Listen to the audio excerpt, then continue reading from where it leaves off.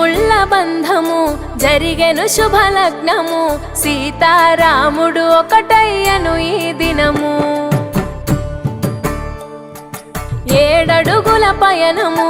ఒకరికొకరు సొంతము కలిసి మెలిసి సాగను ఈ జీవితము శతమానం భవతి అని వధువరులను దీవించి శ్రీరస్తు శుభమస్తని అతిథులు ఆశీర్వదించి పంచాభూతాల నడుమ 2 మనసులేకమయ్యే కళ్యాణం కమనీయం